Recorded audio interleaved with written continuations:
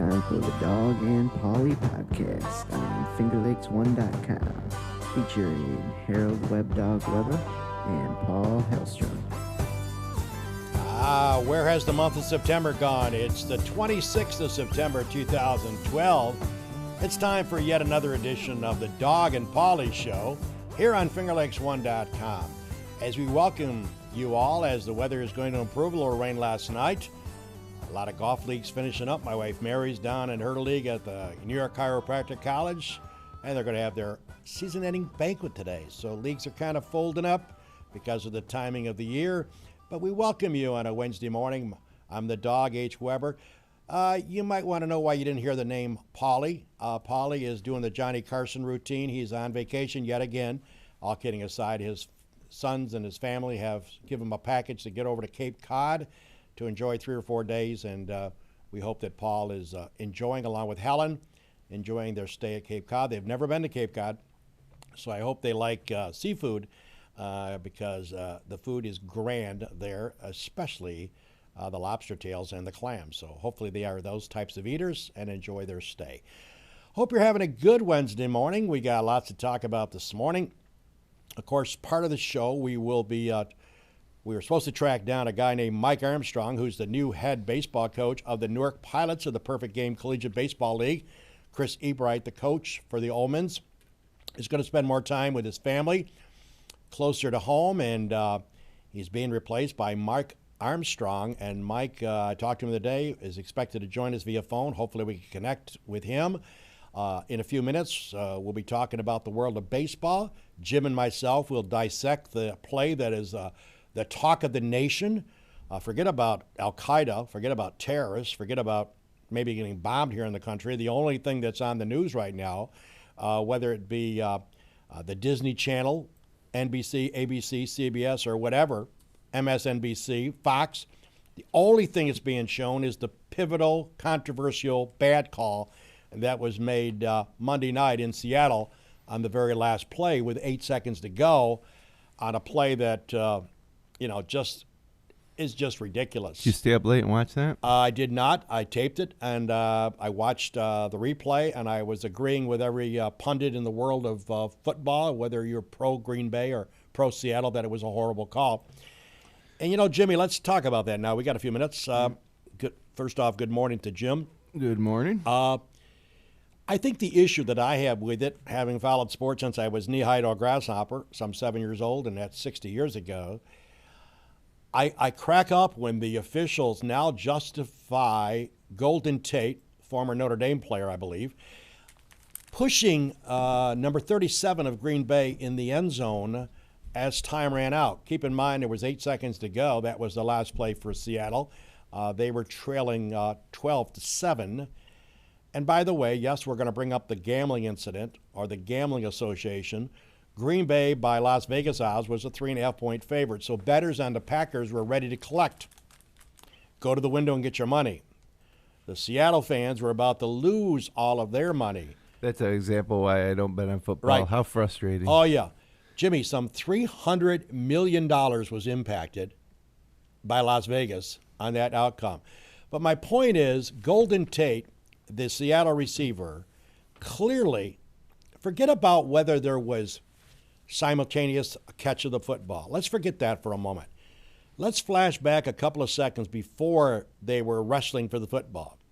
A call that eventually said that it was a touchdown and the catch by Golden Tate, even though from my one-eye viewpoint, and I think Jim would agree with me, I think most of the nation agrees that the Green Bay Packer kid intercepted the ball, which would have been a touchback, and it game over. Adios, amigo. But what I want you to zero in on as you watch that replay, and they're going to show it again today about 100 times on your local TV stations, watch something that happened prior to that, prior to the catch. Golden Tate puts his hands on the back of 37, and excuse me, I don't know the number 37, who that is for the Packers, but he pushes him. It wasn't just a love tap. It was a push. He pushed him at least 3 yards out of the way to fight for the football. My argument is if you watch football like I do and you do too, I believe 100% of the time if that had happened during the regular game, every official in the world would call that offensive pass interference. Everybody would agree with me on that. Yeah, I mean, that was the blatant. There was no. So blatant, Jim. Yeah. And they let it slide. They're talking about simultaneous catch, who's got possession. They ruled Seattle had possession. When I was at Syracuse, Amazing. we played intramural sports. Right. I remember my freshman year, my floor of my dorm played an intramural football league, and we were in the first round of the playoffs. Right. And I don't remember who we were playing, but we threw a Hail Mary from about midfield. Mm-hmm. The field was smaller than a regular football field, and I pushed a guy out of the way in the corner of the end zone. He fell down. I caught the ball. Touchdown. We win. Wait, there was a flag. They flagged me for offensive pass interference. So we talk about it's amazing replacement refs. This was just another student, ref in the game, and he caught it. So I just find that amazing. Everybody is ignoring that fact. A couple of the people, Jerry Austin up in the booth, who's refereed 2 Super Bowls, so he's got some pedigree. He's a well-respected retired official. He said that they wouldn't make that call pushing him out of the way. I went, why not? Yes. It's an infraction of the rules. It was so clear. No, there wouldn't. The way I look at it is, if he did make the call, there'd be no controversy. No, because you couldn't dispute How could you that dispute? it was offensive pass interference. With 2 hands. Oh yeah, it was so clear. And I'm sorry to tell you, I don't know the number 37 for Green Bay, but that guy had 37 on his jersey, and it was so clear. If you would have made the call correctly, there's no possibility that anybody in the world could argue that. Seattle offensive pass interference, game, set, match. Green Bay wins 12-7. All the Packer money would have collected. All the Seattle money would have lost. That's the way it should have turned out. And, Jim, I think what's really interesting is that the wrath that the NFL is putting up with. But you track data here. You track ratings here on all the shows that we do. You track how many people check this show out, how many people check out my other show. You check on all your different publications and broadcast or webcast. It's hard for me to fathom, and you know this business better than most people, it's hard to get the NFL excited because ratings continue to climb. The NFL ratings are there. If you look at it from that perspective, right. What was everybody talking? What are we talking about? Right. What was everybody talking about the last 2 days? It's that play, yeah. But it has smeared the NFL big time. It really has hurt them, I think. And I stayed up after the game. Right. I stayed up for another hour and a half watching Sports Center and all the fallout. Right. It wasn't just that Hail Mary simultaneous catch. Before that, there was a pass interference call on Sidney Rice where he ripped the guy, put his hand around a guy. Right. That was obvious. That was called off. It was called pass interference against the Green Bay defender. And then there was another play too, way back at the beginning of that drive, the first play where Green Bay intercepted the ball and they called roughing the quarterback, and so that wiped that out. Right. I mean, either one of those calls would have ended the game with a Green Bay win as well. And I thought that was a questionable roughing the passer call too. So controversy abounds. Certainly now we understand the NFL is reaching out or having a discussion with the referees. No deal imminent that I understand. I understand the sticking point is the referees who are striking, the real referees, want a pension enhancement, I believe, in their contract. It's a part-time job for them. Yeah, it's a part-time job. They get paid well, but it's a part-time job. But from what I understand, they want a pension to be paid for by the NFL, the owners. We all want a pension paid for by somebody. Yeah, I know. So the question is whether or not the NFL will meet them halfway. I don't know. Roger Goodell seems like a good guy. Certainly everybody, I watch Mike Francesa on the Yes Network most every day when I'm home, which is quite a bit. And I watch it on Channel 47, the Yes Network. And he's very controversial. He's done it a long time. He had the dog there. Him and the dog worked it for years. The dog went to Sirius. But Francesa made a good point. And the fact is that, with all of these issues, it is hurting the brand of the NFL, because people now, even gamblers that bet $20 on a football ticket, may be not inclined to put 20 up this weekend because they found they got screwed on a call, and it's going to stick with them and if you don't think there's local bookies, local bookmakers in the Finger Lakes area, the Rochester area, the Syracuse area, then you just came in from Mars. There's that prevalent gambling aspect. Is it as bad as it was 20 years ago? I'm not so sure it is. Well, there's a lot of even there's squares, like the $10 squares on Monday Night Football. That all got affected by that call. A lot of action. But in fantasy football, that had some effect on fantasy football too. Now the thing about it is, I think this one situation was terrible, but for the most part, I don't think the replacement refs have had that big of an impact on wins or losses. Right. And the thing about it that gets me is, let's say that the real refs were there for that play, that final play, and would the call have been ended up being any different? I don't know, because for all these games they have a fifth official who's off the field, and he communicates with the league administration. Right. And you'll see him run onto the field and talk to the refs. So I know that the NFL brass or whoever's in charge of reviewing these things reviewed that play, and they let the call stand. So I'd be curious if the real refs would have called the offensive pass interference. Yeah, some guys were saying no. John Gruden said they don't call that. Yeah, and I don't know why. I don't know why they called it on me in 1991, but at Syracuse. If you're speeding 75 and a 55 and you get a ticket today for speeding, do they declare that Sundays is okay if you drive 75 and a 55 and they're going to let you slide because it's Sunday? Is that the mentality of the state troopers? I don't think so. Yeah. I think if they get you doing 75 and a 55, they're going to ticket you whether it's Monday, Tuesday, Wednesday, Thursday, Friday, Saturday, Sunday. I mean, it's absurd, folks, that we have to deal with this. And, I'm hoping – I took a stance, switching subjects, I took a stance on another labor issue, the NHL. I did a commentary a couple weeks ago on my Monday morning Weber on Sports show, and I'm convinced that I would hope to see this happening, even though I understand they're going back to the bargaining table. My view on the hockey world, Jim, and I used to be a big Flyers fan back in the Broad Street Bully days, is the players, for the most part, a lot of them are multimillionaires. And of course, if you're a world-class hockey player, you're playing for the National Hockey League. They got screwed by Gary Bettman and the owners about 3-4 years ago in the last contract. They took a bigger piece of the pie. They're attempting to take yet another big piece of the pie, another 6 or 8% of the revenue. My position is that the players should stay out forever and never go back.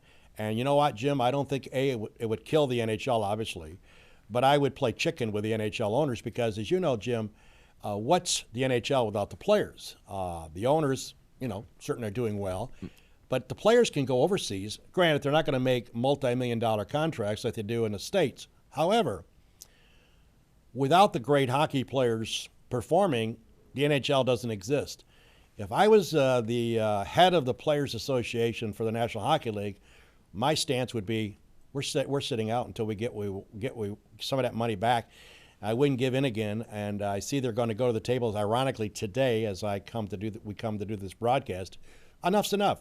You just turn the lights off in these arenas. Say, screw you, I'm not coming back. Adios, amigo. Have your NHL without the players and see how long that lasts. I think a lot of these teams can put pressure on owners. And hockey, to me, is a great sport. I don't watch as much as I used to watch. But what's the owners going to do? What are the owners going to do without the players?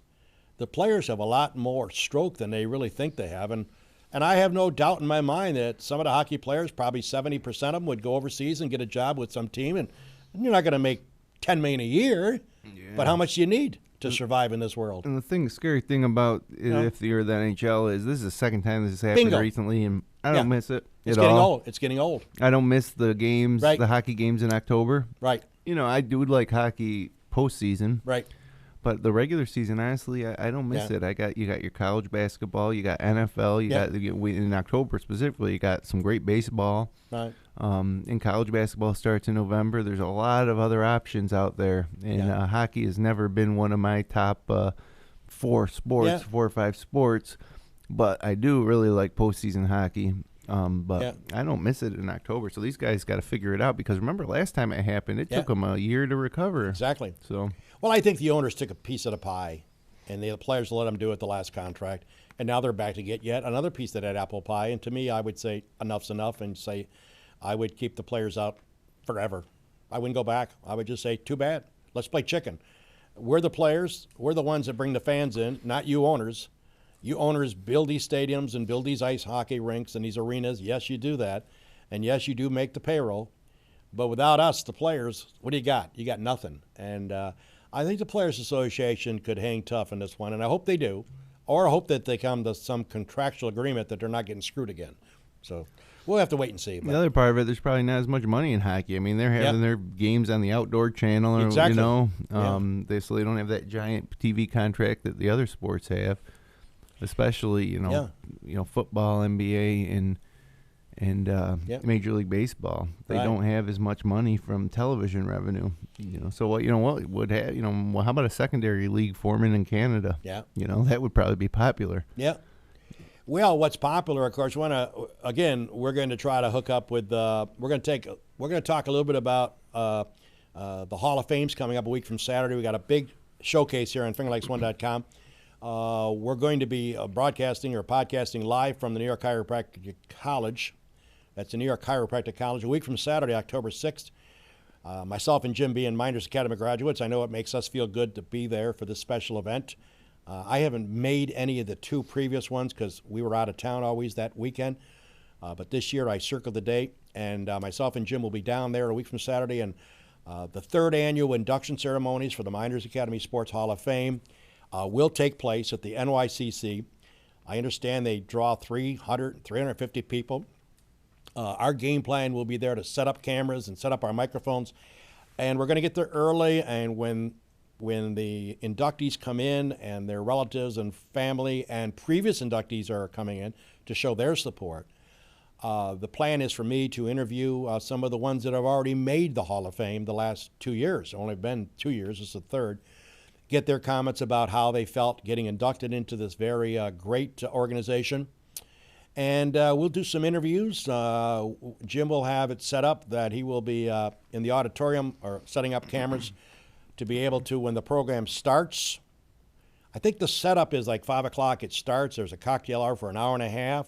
Get a chance to mingle. And during that first 30 to 45-minute block, I'll be trying to line up people that have been inducted, talking to them. If we get a chance to talk to one of the inductees coming into this year, we will take that advantage. But certainly that's our game plan. But then Jim will have cameras set up, and when the program starts, we will, of course, be showing that live right here on FingerLakes1.com. So it's pretty neat. What's neat about it is all the people that support the new inductees. We want them to come back into Seneca Falls and be a part of it. But certainly the game plan obviously would be, if you can't make it into Seneca Falls, you'll be able to watch your nephew or your relative or your classmate to obviously be enshrined into the Hall of Fame. So if you live out in Arizona or you live out in California or wherever you live, you can tune in FingerLakes1.com and watch the live streaming of the entire ceremony. So that's going to be exciting. So we want you to make a note of that. FingerLakes1.com Sports will be broadcasting that. Finger Lakes One will be broadcast that special presentation a week from Saturday at the New York Chiropractic College. And let's not forget, let's give deference and respect to our friends up in Waterloo. They also hold their Hall of Fame ceremony the same night, and their ceremony will be at Abigail's. We wish all of them the very best of luck. Well, we understand that we are getting close to being hooked up here to a young man, and we are about to say good morning to Mike Armstrong. Mike, are you there? I am. How are you, Doug? Good, buddy. Good to have you join us. I got a little bit nervous. We called you around 3 minutes to 9, and no Mike on the phone, so you had us a little scared, but thank you for picking up the phone. I think he's out on the West Coast. Oh, you're on the West Coast then, huh? Yes, sir. Yes, sir. So it's like 6 o'clock in the morning. Call, but that's okay. But no, I'm glad you picked. Early out here. I know it is 6 o'clock there. Hey, listen, I'm up at 4:30, quarter to 5, and I'm old, 67. I'm used to getting up early, so it's no big deal. But Mike, thank you for joining us. I want to introduce Mike, ladies and gentlemen. Mike Armstrong will be the new head coach of the Newark Pilots of the Perfect Game Collegiate Baseball League, working for Bob and Leslie Ullman, the owners of that fine franchise. He'll be taking over for Chris Ebright, who we've gotten to know the last year or two. The young man has decided to spend more time with his family, closer to home, and Mike's been hired. Mike, first off, welcome to the Doug and Pauly show. And if we could get you to start off by telling us a little bit about where you were born, where you went to high school, and tell us about your college rank and how you got connected with George Valicenti. Oh, no problem at all. Well, I started off, I was born on Long Island and only lived there for a few months, and then my family and I, we moved to Binghamton, New York, and with a brief stop off in North Carolina for a couple of years. And then I finally landed in Rochester, New York when I was about 5 years old. I did all my school from kindergarten through 8th grade in Fairport, New York. Oh, Fairport. Fine school, yeah. Then moved to Penfield and went to high school there until I graduated. My college career was a bit of a journey. I started off going to Clarkson University up in Potsdam, New York. Sure. And then I did a brief year in St. John Fisher College. And then I was speaking with Coach Valicenti while I was a high school senior, and I decided to try the other schools first, but I stayed in contact with him. And after a couple months at St. John Fisher, I kind of knew it wasn't where I needed to be, and called up Coach Valicenti, and he was good enough to still take me on his squad down there. So for my junior year, I transferred down, and it was the best move I could have ever made. So it's good being in the Finger Lakes area. It's a beautiful area, close to home. Good to have the family come to the games, and great to play for a legend like Coach Valicenti, one of the best coaches I've ever been around. Let me ask you, what position did you play? I was a catcher. Okay. Well, A lot of catchers become managers. Yeah, I know that, yeah. Well, Mike, certainly, George Valicenti is a personal friend of myself. I haven't seen George in 30, 35 years. I hope to see him a week from Saturday when Miners has their Hall of Fame induction ceremonies. As you know, George and his brother Bob both were inducted. That's a big kudos for both of them. I remember the Valicenti boys from hanging out at the pool hall, legendary pool hall in Seneca Falls. And next time you talk to George, bring up the name Marino's. Marino's is a legendary, it's no longer obviously a pool hall anymore, but it was a hangout for me and all of the people in our age group. We used to go there and shoot pool. We used to bet a little football ticket down below too, circle the teams and have some fun there. But I met George, of course, obviously I went to Miners Academy, graduated in 63. I'm assuming George may have graduated in 64 maybe.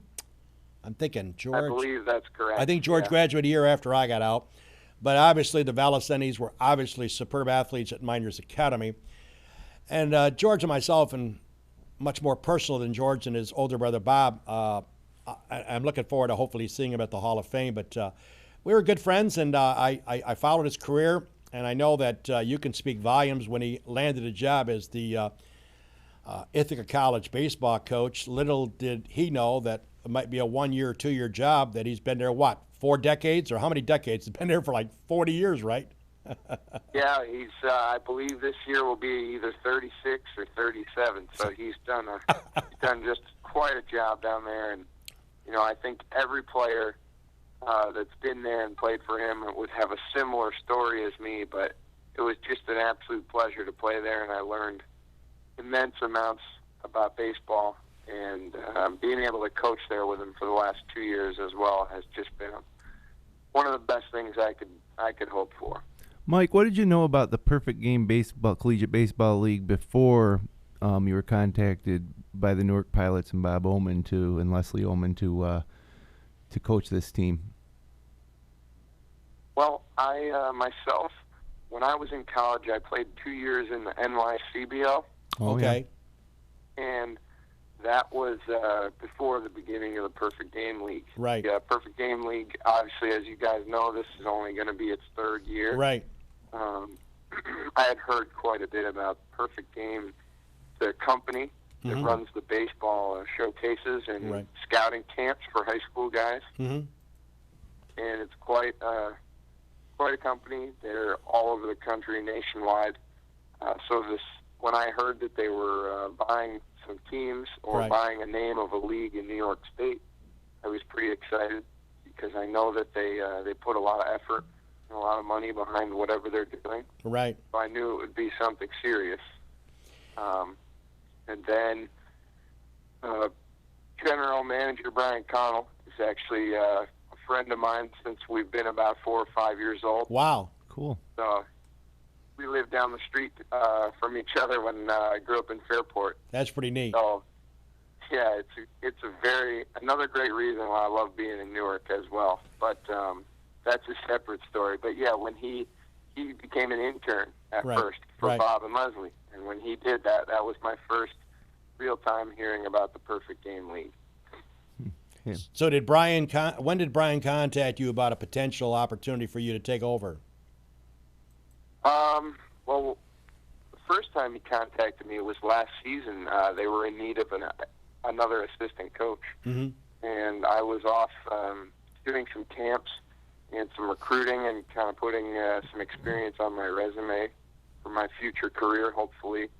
And he called me and said that they needed an assistant coach in Newark, and he was the guy that I thought could get it done. So I was very thankful for that, and I joined the team last year just after July 4th. So it was the best move I could have made. And, really I had all intentions of assisting Coach Ebright this year again. I was working on recruiting some players for this season.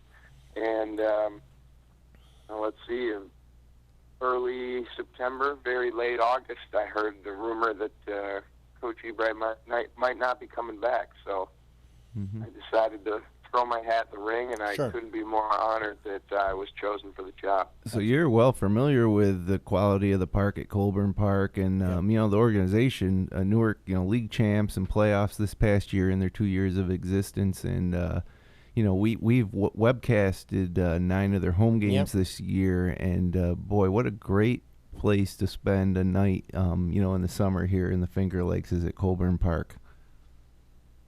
I couldn't agree more with you. While I was in high school, I played the American Legion baseball in the summers, and a couple times the district tournament was held at Colburn Park. Yep. Now this is 5, 6, even 7 years ago when that was going on. Right. And it was always a great place to come play. The sense of beautiful town right on the Erie Canal, but the park needed a little pick-me-up. And ever since Bob and Leslie took over, they've given that to the place has just really come together. And it's an absolute pleasure being in the stands or being in the stadium and standing outside that dugout when there's 1,500, 2,500 people in there cheering on your home team. It gives you goosebumps and really makes you appreciate the game of baseball that we all love so much. Well, I got to know Bob and Leslie, and I didn't know who Bob was married to. Funny story, I was there one night getting ready to go upstairs to broadcast. We had a few minutes to take a break. We were having a sandwich, and I don't know, this young lady, actually I got to correct myself. I was there one night when I wasn't broadcasting for Finger Lakes One, Mike, and we were in the stands having a burger, and I had not known who Bob's wife was at that point. But there was this young, good-looking woman to my right, and she was screaming at the umpire about every call and every pitch, and she was encouraging the Newark players, whether it be Joe Landy or Bostic or you name it, and she was rooting on the team, and she was not happy with some of the calls, and I looked over and I thought, could that be Mrs. Ullman? And I come to find out, I went up and introduced myself, and she's a sweetheart, and she's into the game. She's a big Atlanta Brave fan, as you know. But I got to tell you something. I was really enthralled and excited to meet this lady because she's got her heart and soul into the business. Certainly it's about a business, making money. Nobody wants to lose money. I know the Ullmans have spent a lot of money helping out various causes, and they've done a phenomenal job in our hometown, which, by the way, Mike, I don't know if you know or not, but I was born in Lyons, New York, same as Bob. But I like I like the spirit of Leslie Ullman. She leaves nothing on the mat. She comes and she prepares herself to be a fan, and the way she interacts with the regulars that come every night there, the way she interacts with the media, she allows us to have free access to what we have to do, And Bob is the same way. And I really enjoy that because they're not only are they running a business, they're involved in the business, which I like. I at my age of 67 and a half years old, and be 68 if I can make it to April 29th next year, but I like people that are engaged. I mean, Yeomans could have a suite in Newark sitting up on a desk and having shrimp cocktail and champagne because they've done well for themselves and they worked hard to get what they've got. But my point is they're at the ballpark every night. They're there, rain, snow, sleet, 100-degree temperatures. They're there. One reason they're there is to engage the fan base. And that, to me, is phenomenal. And the way they engaged Chris Ebright and yourself, the players, that, to me, means a lot to me. And that's what really got me to be very close friends with Bob and Leslie. And, other than the fact that they are Danica Patrick fans of the world of racing, which is my only issue with either one of them because they love Danica. And my philosophy is go, Daddy, go. And I always pick on Danica, Mike, and I got to be honest with you, I don't think she belongs in the back of a race car. I'm sorry. It's a man's sport. These cigar smoke. No problem there. No problem there. These cigar smoking, chewing tobacco race car drivers aren't going to let go, Daddy, go beat them on the racetrack. She might do well in the minor leagues, which is the nationwide, finishing 13 to 15. Have at it. But you're getting the big time. I'm still convinced that she's not going to do very well because those cats aren't going to let her do that. So Bob and Leslie are big Danica fans, and I know that they enjoy it. I hope they're checking it out, the show this morning. But I have fun with them, and they have fun back. But you got a great opportunity to work with these guys. Now you're leading the team this year or in 2013. And I just think you're in a great fit there because Jim, the owner of our operation here, made a commitment to do 8 or 9. We did 8 of the games. We did 1 playoff game. Unfortunately, got knocked out, as you know. He's looking to increase the number of games in 2013 based on scheduling of people. But you know what? That's perfect. We love the 22-mile drive each way back and forth from where I live in Seneca Falls. So I can't think of a better fit for you, and I just can't wait to see how you turn out. Oh, I appreciate it, and I really couldn't agree more. Well, I'm out here in California, and I'm calling players and coaches, and I'm describing how great it is in Newark and telling their guys that they have a great opportunity here. I never forget to throw in how lucky we are to have 2 owners that really care about the team. And that's something that's very rare in summer ball. And I can tell you that from experience as being a player in the NYCBO. And when you're a player on a team like this, and in this caliber of a league, right? It's a grind. 50 games is a long time. And it is. To have 2 steady personalities there that really care about you as a person, right, and not just as a commodity, and for your well-being, how comfortable you are on your road trips, how comfortable you are in your dorms, whether you're getting enough food, right, whether you're having enough fans at the game. If your parents need to come and they need help, they handle it for them. And on top of all that, they want to win baseball games. They do. And I'm a pretty competitive guy. Yeah. And losing is probably right at the top of my list of what I hate the most. So we all have that in common. And it's great to have them backing me up and backing the team up. And you're exactly right. I mean, it's absolutely wonderful to have their presence at the games. The guys come to call Leslie Mom. I mean, that's how much they really care about her. Yeah. And you couldn't be more correct about her personality and her spirit. It's beautiful that she gets so into the games. She's into it, man. I love that. She's into it. Bob's the same way, and I love both of their spirits and enthusiasm. I'm a pretty passionate guy, which I think you'll notice. Yep. And anybody who shares that passion with me is definitely going to be on my side. And we couldn't be happier having you guys there. It's just a great opportunity to be able to put these parents and families all around the country and the world watch their kids and their nephews play baseball and compete in Newark, New York, and around the great state of New York. That's right. Now, Coach, you're out there scouting, trying to assemble a team for next season. Tell us about some of the players of note that you may have lined up going into next season, both returning players from last year and guys that you've signed on your West Coast trip. Sure, no problem. Returners, we're looking to bring back Adam Grace, catcher. Yep. Catcher. I'm really excited to hopefully have him back. We're just about to make that a final. So that'll give us a lot of good experience behind the plate. Right. And good kid in the locker room and in the dorms. We're going to hopefully be signing a couple guys from Stanford University here in a couple of days. Nice. An outfielder and a pitcher possibly.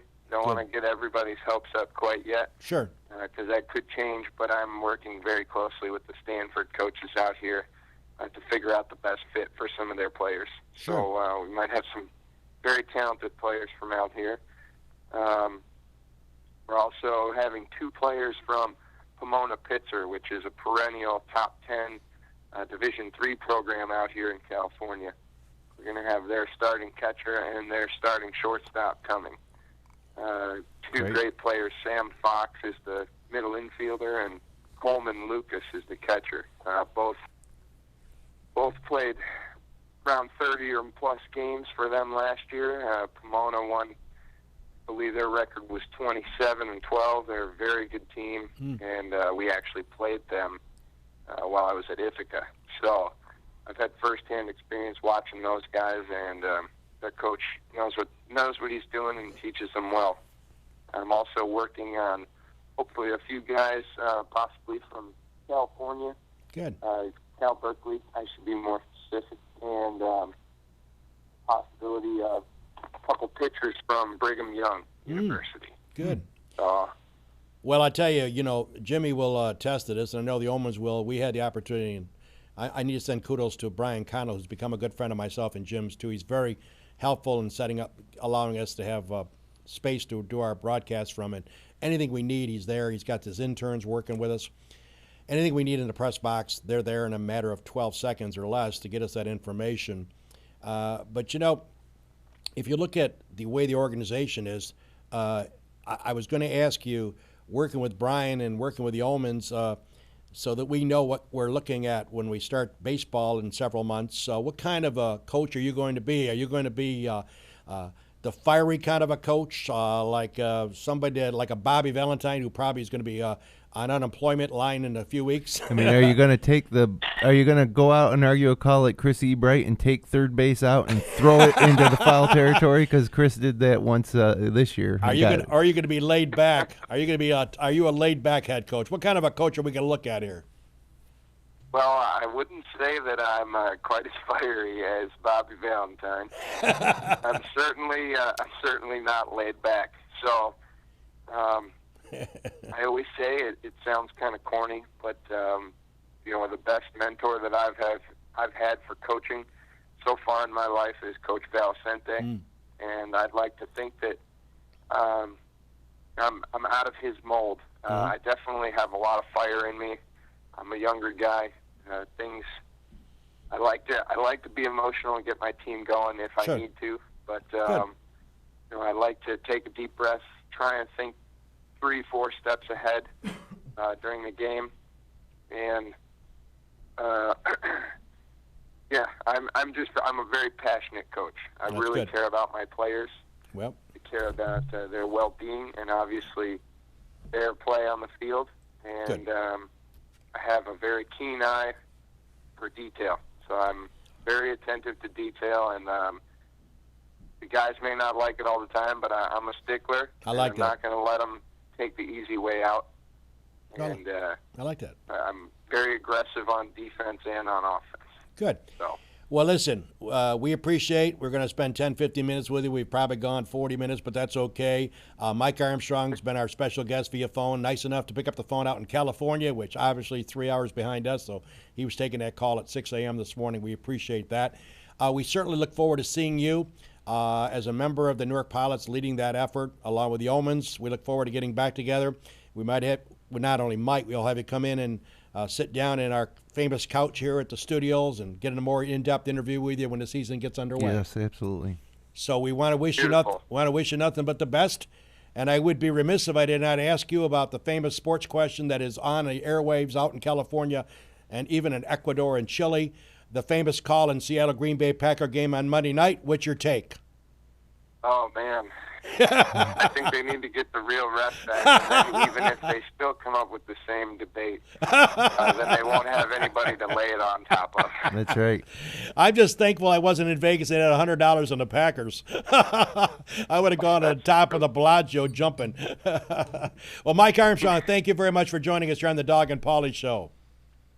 Thank you guys very much. It was my pleasure, and I look forward to talking with you again. Thank you, buddy. Mike. Good luck to you. Mike Armstrong joining us, the new head coach of the Newark Pilots of the Perfect Game Collegiate Baseball League, of course, working for our friend Brian Connell along with the Omens, Bob and Leslie Oman. They got a good one there. Sounds like a good fit. They got a good one there. Yeah, he's good. And I didn't realize that he was part of the organization before, Yeah. and he had those New York Collegiate Baseball League ties. That's great. Binghamton, Fairport.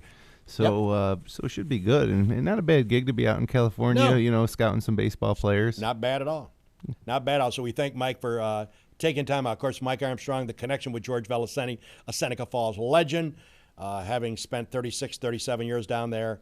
Truly one of the most respected collegiate baseball coaches in the country, time in and time out. So hopefully we'll see George and his brother Bob a week from Saturday at the Hall of Fame induction ceremonies at the New York Chiropractic College. Let's take a commercial break, because when we come back on a commercial break, we're going to end the show on a kind of a funny note. Jim Senecropi, Syracuse graduate, will start off by defending the continuation of keeping Doogie, the librarian Marrone, on the sidelines at SU. I, on the other hand, will say it's time for him to go. What a shock that will be. We'll do that after we hear from our commercials and talk about the fine sponsors that make this show. Well, at Lizard's Tailgater Lounge, I was up seeing Scott Trickler last night, the famous Meoff man and his Meoff bowling team. Not doing that great. By the way, send out kudos to Davy Jaycox. You don't know the name Davy Jaycox. He's a lousy bowler. He bowls about 100 every game. For some reason, the Lord touched his head the other night over in Auburn. He bowled a 247 game, and I believe with his handicap, it nets out to a 314. 314, 247. And again, he doesn't have a clue what he's doing with a bowling ball, but I got to send out congratulations to Davy Jaycox. Well, Lizard's Tailgater Lounge, lots of specials. They were fun last night. We had a good time over there. Coming up this Friday, September 28th, DJ karaoke videos. Coming up Saturday, the Tone Deaf Band returns to good old Lizard's Tailgater Lounge. Don't forget Sunday, the NFL Network, the NFL Sunday Ticket at Lizard's Tailgater Lounge. Don't forget tonight, Wednesday is Trivia Night. Returns with DJ Trivia at Lizard's Tailgater Lounge, a fine sponsor of our show. By the way, Jimmy the Seneca Falls Country Club is still operating. Lots of good golf. You said you played at 740 on Sunday morning. And I tell you, the greens on Sunday morning were as good as they've been all year. Nice. I know that there's going to be some aerification going on here and there, but the thing about it is that our superintendent, Doug Marrone, really cleans that up. Right. He's a stickler about that, so he could actually aerify in the morning, and by the afternoon you're really not going to notice too much of a difference, and by 2 days later it's 100% back in shape. Through September, $25 greens fee, and I know there's a big cash tournament coming up, four-man scramble later in October. There'll be a new deal in October. I don't want to jump the gun, but it will probably be a $20 greens fee with cart. Good. That's not been confirmed yet, but I'm 90% sure. So a lot of good golf to be played at Seneca Falls Country Club, and you can check out everything you need to know about it at SenecaFallsCountryClub.com. And by the way, thank you very much, Seneca Falls Country Club and the fine board of directors supporting the Dog and Pauly Show. Marshall's Auto Sales and Service on Routes 5 and 20, a fine sponsor of our show. Over 40 years in business. Got lots of cars out in this parking lot, looking to sell a car and to try to buy a car for your son or your daughter, your grandma, your grandpa. Check out Dick Marshall's Auto Sales, a fine sponsor of this show. Again, I must emphasize, if there's an issue with a car you buy from Dickie, he'll work out a good price for you. You bring it back to the legendary Tommy Thompson, who will fix that car. He'll tell you when to bring it in. He'll tell you how long it's going to take him to fix it, and he'll give you a fair price. Marshall's Auto Sales, unlike any other car dealer in the area. Dick Marshall, 40 years in the area. You're going to get a good deal, and where's he going to go? He's been here forever, and he's going to stay here till the day the Lord takes him. I saw a white Corvette on his lot. I don't know if that was for sale or for, somebody was bringing it in to get fixed, but you never know what you're going to find. So when you're driving down 5 and 20, take a look over there. Yep. If you're heading west, take a look to your left. That's right. And see what he's got on the lot, because usually a bunch of SUVs, a lot of economical cars. If you got a child, turning 16 or heading off to college, it's a good opportunity. Buying cars is not a pleasant experience usually, but dealing with Dick Marshall, you're getting the straight skinny, and that guy, like I said before, salt of the earth type of guy. Oh yeah. Well, Dick probably opened up his Holy Communion money and went out and bought himself a white Corvette. That's what he normally does. He probably saves. He won a Hummer a couple years ago. Yeah. I mean, so Lucky Dick, they call him. Yeah, that's right. I just wish he would follow another race driver instead of Danica Go Daddy Go. Him and my graduate assistant Ted Flock. They're going to get off that wagon pretty soon, I can assure you. Let's talk about the Deluxe Restaurant in Geneva, of course. Genesee Street, need no introduction, been around forever. Charlie Lee hanging in there. Charlie, my main man, trying to run out the season without too many more migraine headaches with the Mutts, a.k.a. the Mets, who I like to pick on, and I have every right to pick on them. They're horrible.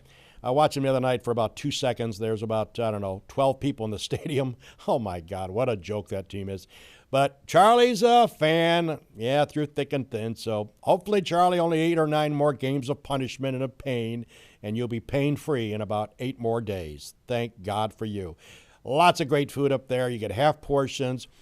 Allie and the great staff waiting on you. They're superb people up there. They're always got a smile on you. You can sit at the bar, have a cocktail. You could eat at the bar if you'd like. Just a nice place. Myself and Mary love to go up there. And when Mary can't make it, I sometimes try to shoot in there to have a sandwich and a couple of drinks with Charlie and his staff. They're always great, friendly people. So the Deluxe Restaurant, need no introduction. Fabulous menu, very reasonably priced. Check them out. And that brings us to the Oman Theater in Lyons, New York, my hometown, along with Bob Oman's hometown. Oman Theater. Jimmy, what do you got going on there at the Oman? Well, coming up this weekend on, Friday the 28th? Yeah, Friday night, you got Paranorman at 7:30 p.m. It's also showing this weekend, Saturday, Sunday, 4:30 and 7:30 p.m. It's rated PG, about an hour and a half. And I saw this movie with my daughter, and it's a good movie. I think it's the type of thing that the kids and the adults can like, which is the case with a lot of these animated movies. Right. And if you're going to go watch a movie, what a better place than the Oman Theater, newly renovated and just a fantastic spot. Certainly a step up to enjoy a movie from your standard cinemaplexes and type places like that. And then coming up after Paranorman, look for Trouble with the Curve, the Clint Eastwood movie. So if you haven't seen it yet and you're planning on it, hold off till next weekend and head up to Lyons and go to the Oman Theater. I'm sure that your movie-going experience will be... Now, when is that going to be shown, the Curve? They don't have the date here, but I'm assuming that it's the following weekend. If they got Paranorman this weekend, I would imagine that's coming up next weekend. So we might make a road trip. Me and Mary might go over to Lyons, have a little something to eat over there, and check out the show. Yeah, I'm thinking we might do that. Yeah, that wouldn't be a I bad want to move. see that movie. That's going to be a good one. At least Clint Eastwood's not talking to a chair, so that's a good one. So, again, we want to thank all of our sponsors for making the Doug and Pauly show possible. Without them, obviously, we couldn't do this, but we want to thank them for their continued support. We are proud to have a list of great sponsors. Well, ladies and gentlemen, as we are closing in on 10 o'clock, I think we'll take the next 8 or 10 minutes to have some fun. And here's the fun, and I'm going to open up by introducing the owner and the producer of this show. He does all the production of all our shows. So he produces my show on Monday, and he produces this show with me and Paul Hellstrom. But the issue is Doug Marrone. I've been nailing this guy for the last 2 years. I've been relentless, ruthless, calling him the librarian, picking on the poor guy, thinking that maybe they made a bad choice in bringing him into the town. Jimmy, a graduate of Syracuse University, obviously thinks differently, thinks he's the answer for SU. So I'm going to defer to Jim Senecropi because he's my boss and he's a Miners Academy fellow graduate. And he's also the owner that pays me money, which I'm entitled to every couple of weeks around this joint. So I'm going to defer to you, Jim, to start off the discussion with, give us your argument on why Syracuse should continue with the librarian, Doug Marrone. Well, watching the Minnesota game at Red's Place on Saturday night on the Big Ten Network, I wasn't too... part of me was like, let's get rid of this guy. I can't believe this is happening. But bottom line, maybe another thing I was thinking is maybe we should never let Pasqualoni go. But that being said, this program was devastated by Greg Robinson when he left. And so we had to hire a coach. And one thing I like about Syracuse University is we tend to go with our own guys. We got Gary Gate coaching women's lacrosse. We got Jim Boeheim, of course, and Mike Hopkins waiting in the wing coach basketball. And we had Doug Marrone, Syracuse grad, for football. Now here's a guy who orchestrated the New Orleans Saints offense the year they won the Super Bowl. He left right before the playoffs to come coach Syracuse. It says it's his dream job. And what I've seen from Doug Marrone is complete dedication. I've seen an improvement in recruiting and the talent that's coming in. I've seen a deep commitment to it. In other words, if he won the national championship, I don't think he's going to bolt for a head coaching job in the NFL. So I think that's a bonus. But, I see a guy doing everything right. I see a guy who has brought a lot of discipline to the team. Now, you might argue, well, geez, with all the false start penalties and stuff, but that's a different type of discipline. He's grooming young men, preparing them for life after football and life after Syracuse. All this stuff is great. He says the right things. He does the right things. I question a lot of his on-the-field calls, but I guess it's a little different when you go from coaching Drew Brees and the New Orleans Saints to college kids fresh out of high school. It's a different thing. So I think he's got a period of adjustment. He did go 8-5 2 years ago with a bowl win, which is phenomenal given where we are. But since then, a lot of disappointment. He finished last season, losing 5 in a row, which was pretty devastating. A lot of people don't know how many players were injured there. And this year, until this Minnesota game, I think he did a pretty impressive job. He between Stony Brook, Northwestern, and USC, Syracuse outgained them offensively 2-1. So, a little bad luck mixed in there. This Minnesota game, I don't know what happened. Their defense played good. Their offense disappeared, but I think that Marrone has raised the level of talent. Just look at our defense. We got a good defense. They played great against USC. They played great against Minnesota, honestly. 14 points. The offense on Saturday was what hurt. But where are you going to go from here if you fire Doug Marrone? Who are you going to get? It's almost like starting over. I think we stick with our own guy, our own Syracuse guy.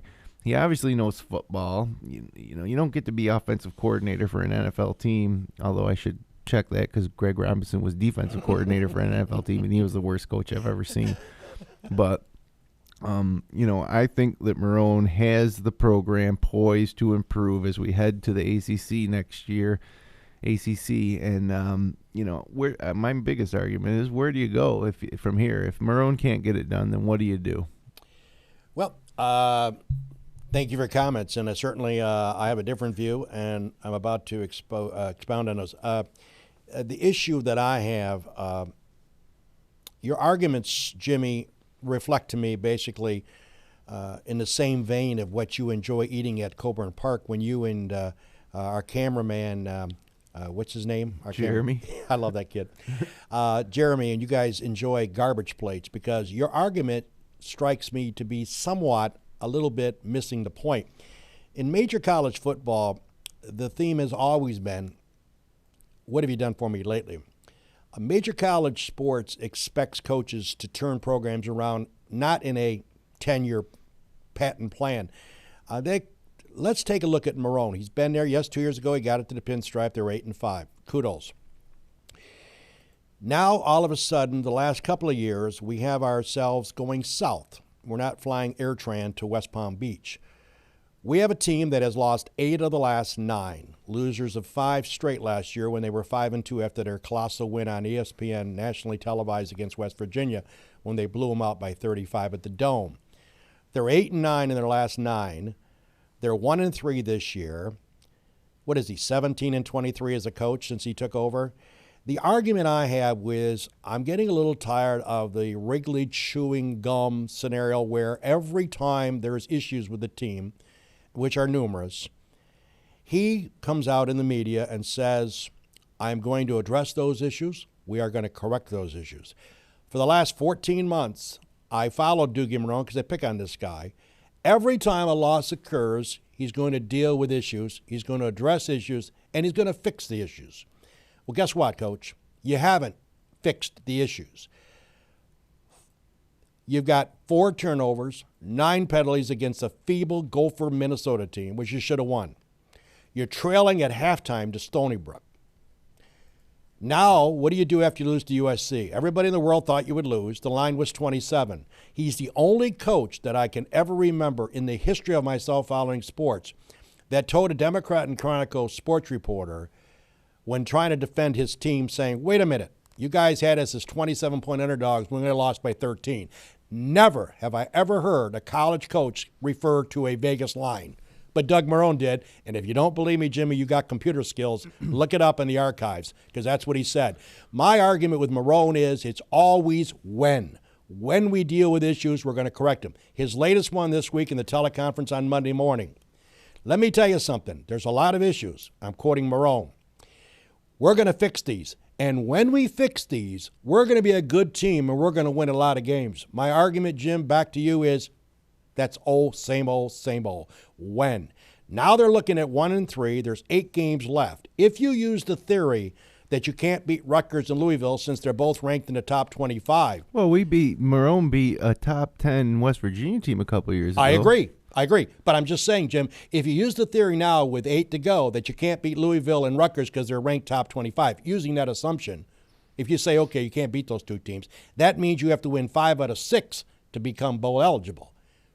Good luck. You may do it, but I'm saying, Missouri on the road. Based on what I see, Jim, Marrone continues to talk, and now we play the sympathy card. Because now the sympathy card is, if you look at the newspapers, which I do every morning, you know what Marrone said Monday? It's on me. It's truly on me.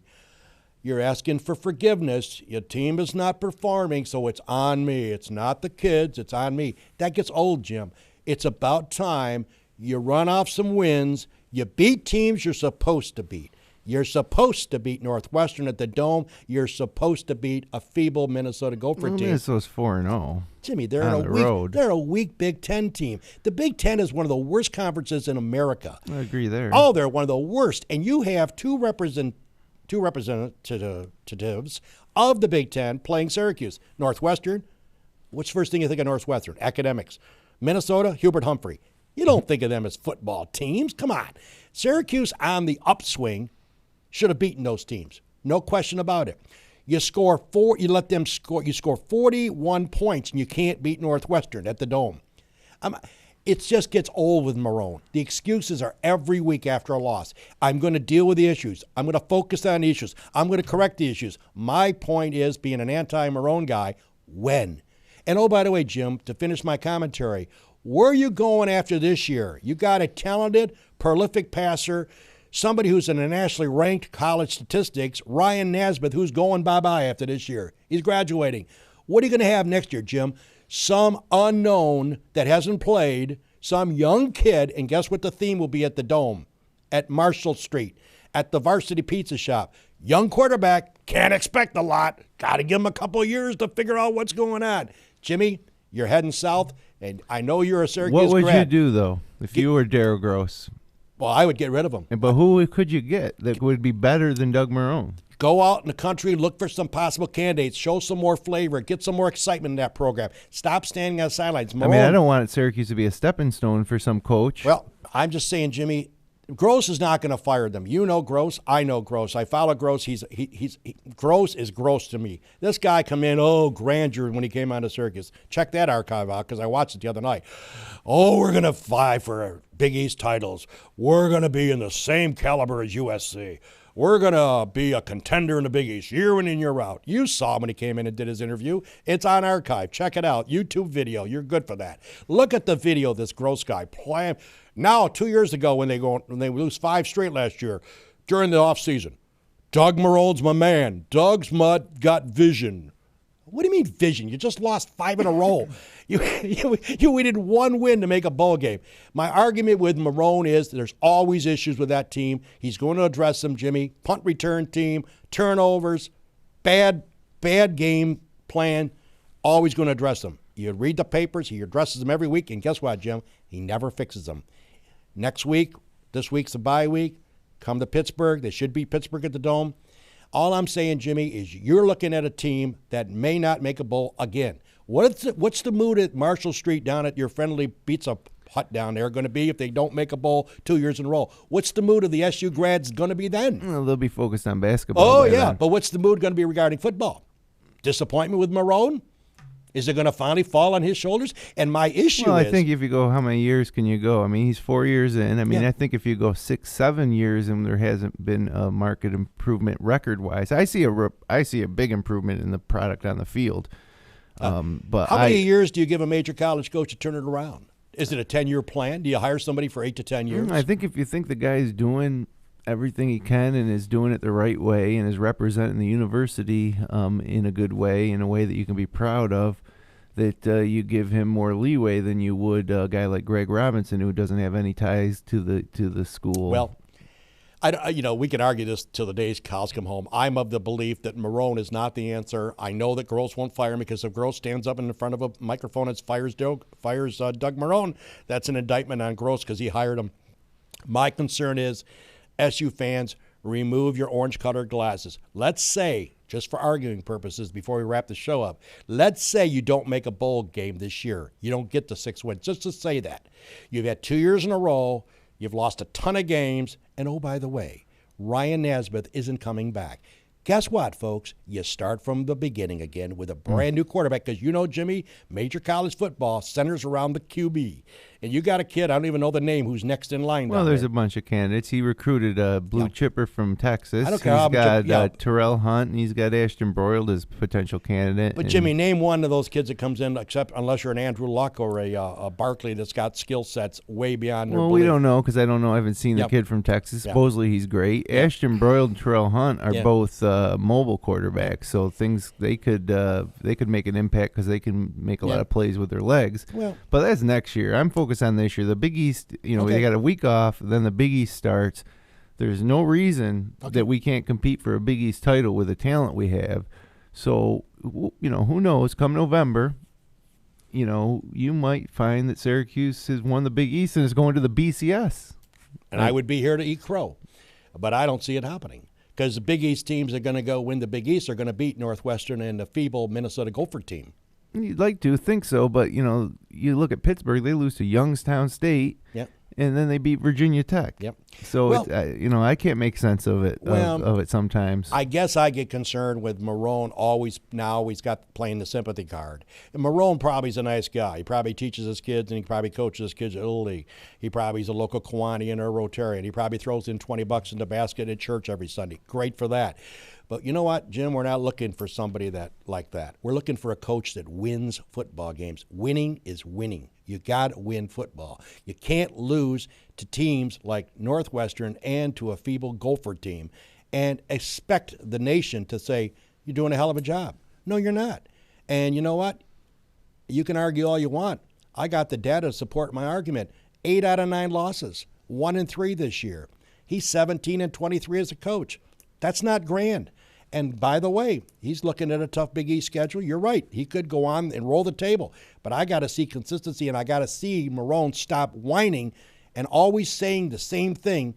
And, Jimmy, go back and look at the last several weeks' archives in the paper. What could he say, though? But it's always he's going to look at and focus on the issues, and I'm going to correct them. My point is you never correct them.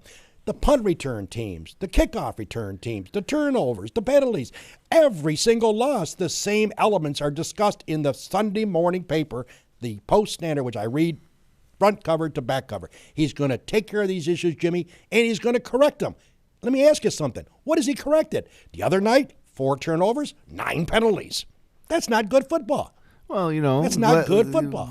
The offense was something he said he would improve, and he improved on that this year. With the exception of the Minnesota game, they put up a lot of points and racked up a lot of yards. I don't know. It looks like we'll never agree on this. I'm not a fan of Marrone. He's probably a nice guy, Probably have a steak with the guy some night. He probably would poison me. But my issue with him is it gets old.